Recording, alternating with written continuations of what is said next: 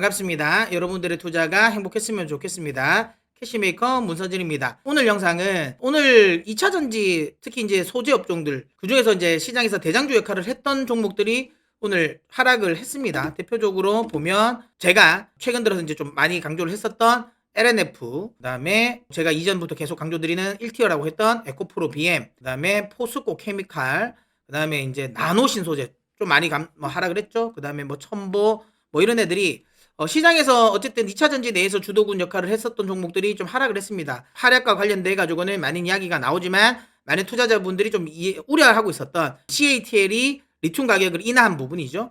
그로 인해 가지고 혹시라도 이제 이 배터리 전체적인 가격 인하, 이게 어찌 보면 배터리 시장에서의 치킨 게임이 시작되는 거 아니냐. 그로 인해 가지고 오늘 이제 이런 2차 전지 관련 종목들을 그럼 지금은 팔아야 되는 게 아니냐라는 걱정을 하시는 분들이 계실 것 같아서 제가 그러지 마셔라. 조금 더 버티셔도 된다. 아직까지 그런 거는 그 걱정은 아직은 좀 더 뒤에 하셔도 된다. 너무 지나친 시장에서 이야기하고 있는 부분은 너무 지나친 기우다라는 걸 좀 언급드리기 위해서 영상을 찍어봤습니다. 일단 오늘 영상은 Q&A 방식으로 제가 영상을 한번 봤으니까 재밌게 봐주시고요. 자, 그러면 한번 본격적으로 Q&A 시작해 보도록 하겠습니다. 일단 그 부분과 관련돼서는 뭐 일단 뉴스가 최근에서 이제 나왔죠. 그래서 CATL이 지금 리튬 가격을 인하를 하면서 이 관련 부분에 대한 이제 시장에서 굉장히 관심을 많이 가지고 있습니다. 일단 내용을 보면 이제 본인들이 공급하는 탄산 리튬 가격을 톤당 22위안으로 인하를 했습니다. 지금 현재 탄산 리튬 가격이 톤당 한 42만 위안이니까 사실상 반값으로 할인해 준 거예요. 물론 이제 이게 아무래도 전체 배터리 원가에서 리튬의 비중이 한 30% 정도 차지하니까 실제로 이제 배터리 가격에 영향을 주는 건 한 15% 정도이라고 보는 거죠. 그렇게 볼 수 있는데 어쨌든 이 부분이 지금 현재 이슈가 나오면서 시장에서 많은 관심을 가지고 있다라고 보시면 될 것 같아요.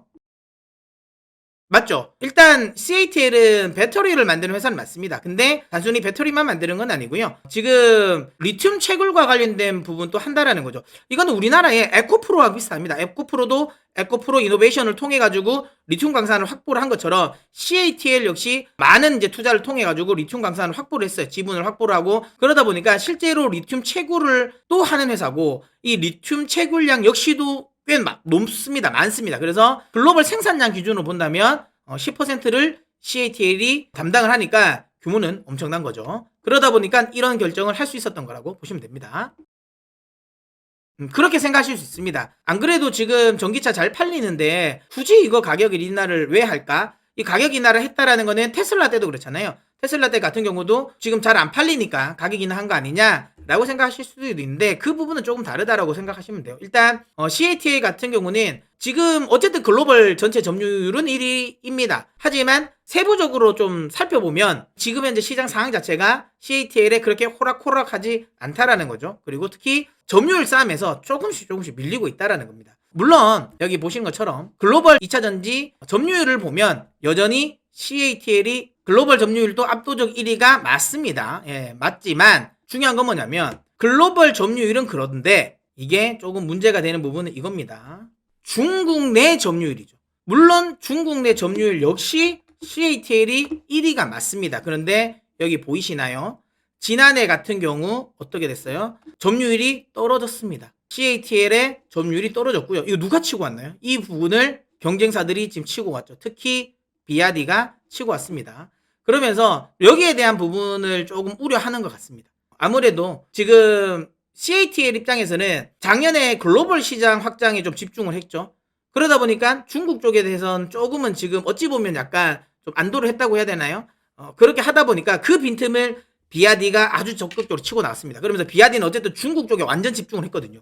그러면서 비아디에게 상당 부분 일단 이 점유율을 좀 뺏겼다라는 거죠. 물론 이제 CATL이 작년에 성과가 전혀 없었던 건 아닙니다. 그렇게 글로벌로 눈을 돌리면서 유럽 지역으로의 점유율을 확대를 했다라는 거나 그 다음에 여러분 다들 아시는 거 최근에 발표됐던 요거 포드와 이 합작법인 설립과 관련된 부분, 요와 관련된 부분에서 어쨌든 지금까지는 어찌 보면 안방호랑이였잖아요. 단순히 중국 내, 그러니까 마켓쉐어를 크게 늘렸던 건 글로벌로 지금 CATL이 압도적으로 1등을 하는 이유는 다른 건 없어요. 중국 시장이 어쨌든 지금 현재는 전기차 시장이 1등이기 때문에 그런 거예요.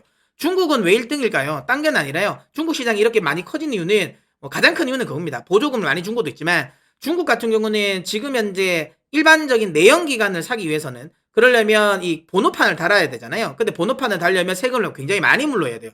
근데 이제 이 전기차를 사면 그 번호판에 물리는 세금이 없습니다. 그러다 보니까 새로 이제 아무래도 이런 이 서민들 같은 경우는 새로 이제 차를 사면 전기차를 많이 사죠. 그러다 보니까 중국 시장에서 굉장히 전기차가 폭발적으로 늘어났다라고 보시면 돼요. 그러다 보니까 이제 CATL의 글로벌 점유율은 어찌 보면 중국 쪽에 대한 어찌 보면 약간 과대 계상이 됐다라고 봐야 되기 때문에 마냥 CATL이 압도적인 1위다라고 생각할 수는 없어요. 왜냐하면 앞으로는 중국 시장이 물론 커지긴 하겠지만 거기에 반해서 중국 이외의 아시아 시장도 커질 것이고 그 다음에 지금 미국이라든지 유럽 같은 경우도 굉장히 많이 커질 거란 말이에요. 그렇게 됐을 때 CATL이 지금의 이런 점유율을 그대로 유지할 수 있을까? 그 부분에 대한 부분은 좀 의문이다 보니까 아무래도 CATL 입장에서도 계속 이제 글로벌 시장으로 좀 발을 뻗치려고 했던 부분이죠. 네, 그래서 어쨌든 이번에 또 포드와도 이런 계약을 맺었다라는 거죠. 다만 이 부분은 일시적일 수 있다라는 게 문제입니다. 뭐냐면 일단 포드와의 합작과 관련된 부분은 벌써 그 미국 야당인 지금 공화당이 반대를 하고 있습니다. 지금 공화당의 유력 차기 대선 후보인 루비오 상원 의원이 있죠. 이분이 아주 강력하게 반대를 하고 있어요. 그리고 중요한 건 공화당 다수 의원들도 다 이거를 반대를 하고 있어서 최종 승인까지 완료가 될 수 있을까라는 의문이 있는 거죠. 그 다음에 또 하나는 유럽 쪽에 관련된 부분이지만 유럽 쪽 역시도 지금 현재는 어쨌든 조금 초입은 어쨌든 좀 만들어지고는 있지만 유럽 역시도 자국 내에 제품을 생산을 하고 싶어 하지 않습니까? 그리고 또 중국 제품에 대한 배제 움직임도 계속 지금 현재 진행되고 있는 상황이다 보니까 그러니까 마냥 유럽 시장에서 그 마켓 쉐어를 늘릴 수 있다라는 기대감을 가질 수는 없거든요. 그런 점을 감안한다면 CATL 입장에서는 글로벌 확장도 확장이지만 중요한 건 어쨌든 이거에 대한 불확실성은 여전하다. 그러다 보니까 어찌 보면 안방을 지켜야 되는 부분이 있죠. 안방을 지킨 상황에서 글로벌 확장해야 되는데 글로벌 확장을 하다가 아무래도 글로벌 확장은 상대적으로 굉장히 불확실한데 이 불확실성에 너무 베팅을 하다가 안방을 뺏기면 안 된다는 생각을 한 거라고 보시면 될 것 같아요. 그러다 보니까 이번 결정을 좀 과감하게 했고 이 결정은 결국은 중국에 어찌 보면 한해서 중국 마켓 쉐어를 좀 다시 확보하겠다는 생각이고 글로벌적으로 이 이슈로 인해 가지고 뭐 마켓 쉐어 치킨 게임이 나온다라고 생각하는 건 너무 지금은 지나친 기우가 아닌가라고 생각합니다.